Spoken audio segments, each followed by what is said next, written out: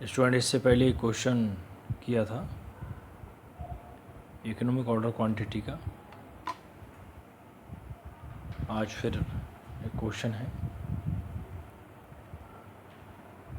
देखिए, XYZ company produce 500 boxes every month. कितने box को प्रोड्यूस करती है? 500 को। Raw material is purchase at the rate of 10 rupees.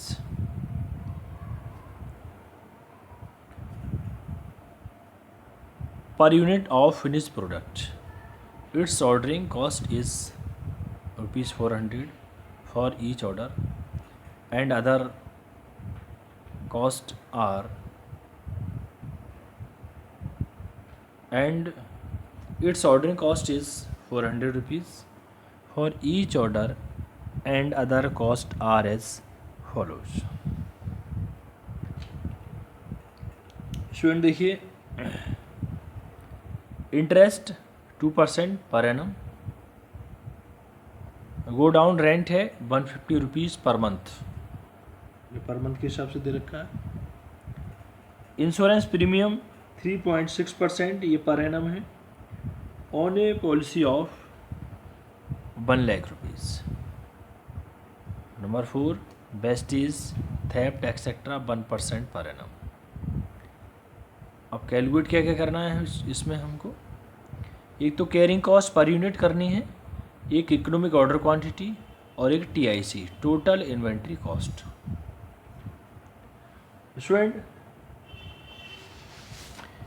देखिए,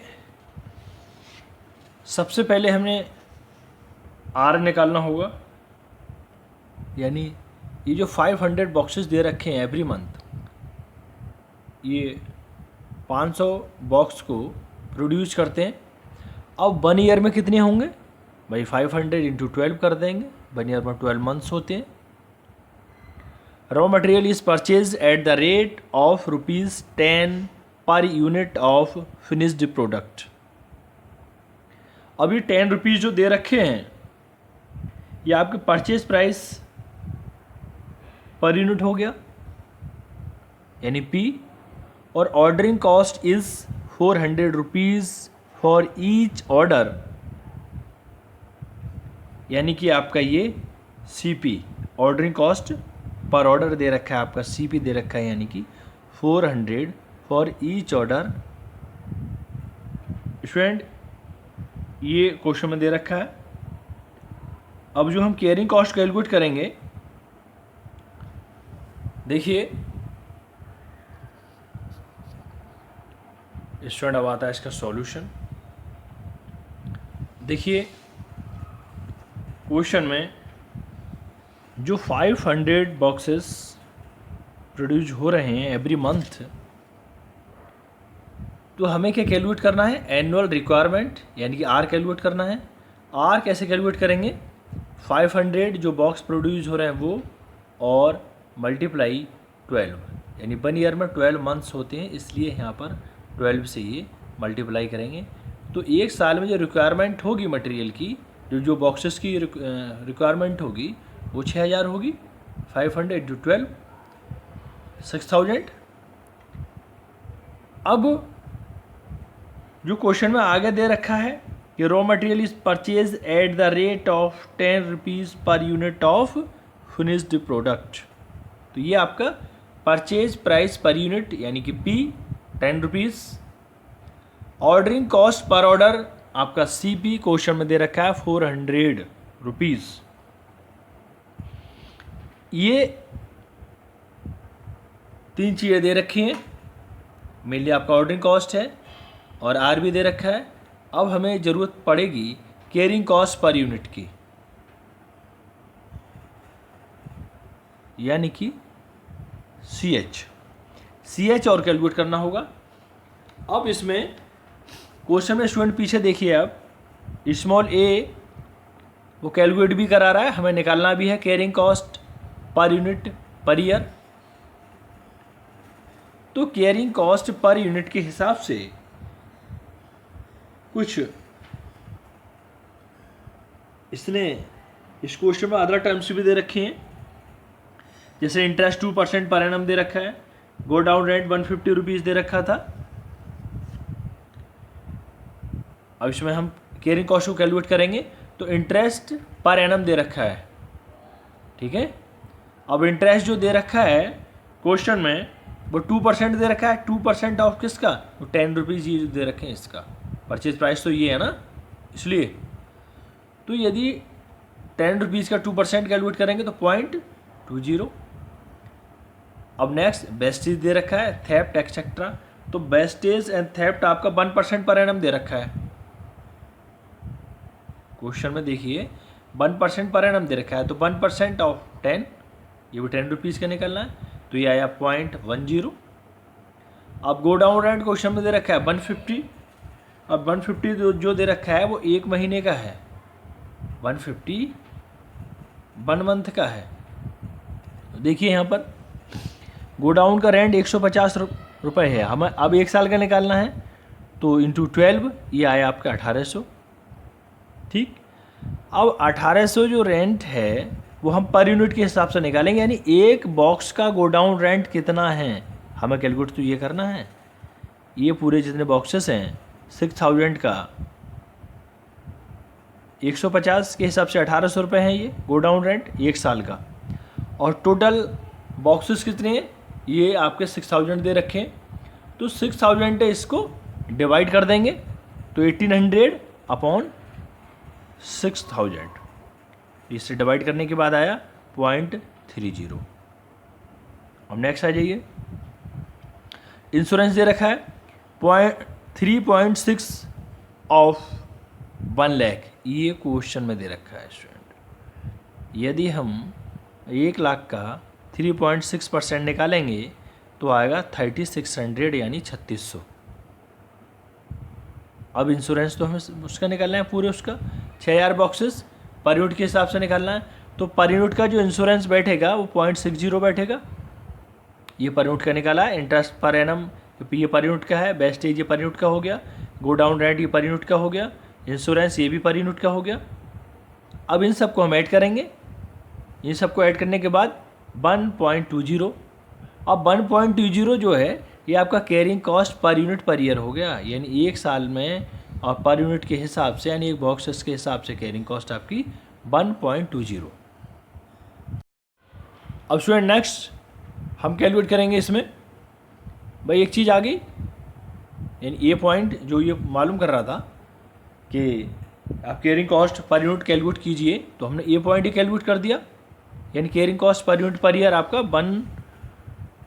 1.20 ये है स्टूडेंट, यानी 1 रुपये 20 पैसे, ये आपका CH है, यानी कि ये है CH, या ब्रैकेट में लिख भी सकते हैं CH। अब देखिए, अब B क्या कैलकुलेट करा रहा है, EOQ यानी इकोनॉमिक ऑर्डर क्वांटिटी कैलकुलेट करा रहा है। ये इकोनॉमिक ऑर्डर क्वांटिटी, इसका फॉर्मूला है √2RCP/CH, तो ये 2, अब R हम पहले कैलकुलेट कर चुके हैं, ये 6000, CP क्वेश्चन में दे रखा है 400 रुपीज़, ये 400 आ गया, अपॉन CH अभी ये कैलकुलेट किया है 1.20। स्टूडेंट पूरा ये स्टूडेंट डिवाइडेड करने के बाद ये आया आपका 40 लाख, √40 लाख, और 40 लाख का यदि अंडर रूट निकालेंगे तो ये रह जाएगा आपका, ये आएगा आपका 2000 बॉक्सेस, यानी कि 2000 बॉक्स इकोनॉमिक ऑर्डर क्वांटिटी ये आती है आपकी। इसके बाद स्टूडेंट फिर आता है total inventory cost. Total inventory cost calculate करना है, क्योंकि तीसरी चीज़ पूछ रहा है वो TIC के बारे में। तो देखिए TIC, ये C पॉइंट निकालना है इसका, TIC इक्वल टू R/P, ये फॉर्मूला लिखवा चुके हैं, plus R/QO × CP plus bracket में QO/2 into CH bracket close. अब हर एक किसी की वैल्यू रखते चले जाएंगे। R कितना है आपका 6000। P ये देखिए क्वेश्चन में दे रखा है 10 रुपीज़ प्लस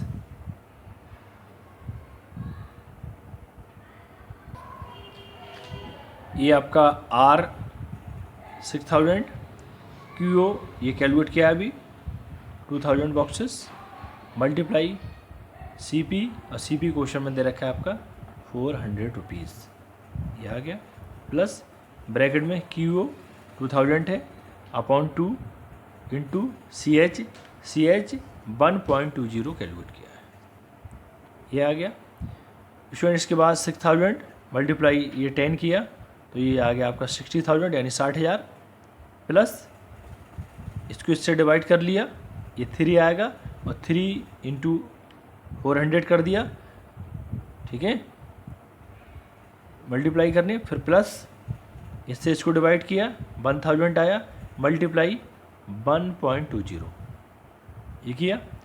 अभी आपका 60,000 यानी 60,000 प्लस इससे इसको मल्टीप्लाई किया 1200 प्लस 1000 मल्टीप्लाई 1.20 किया तो ये आया आपका 1200, ये भी 1200 और 1200 यानी ये हो गया आपके 2400 यानी 2400 और ये आपके 60,000, ये इसमें ऐड किया, ये इसमें ऐड किया, ये आया आपका 62,400 62,400, ये आपका TIC है।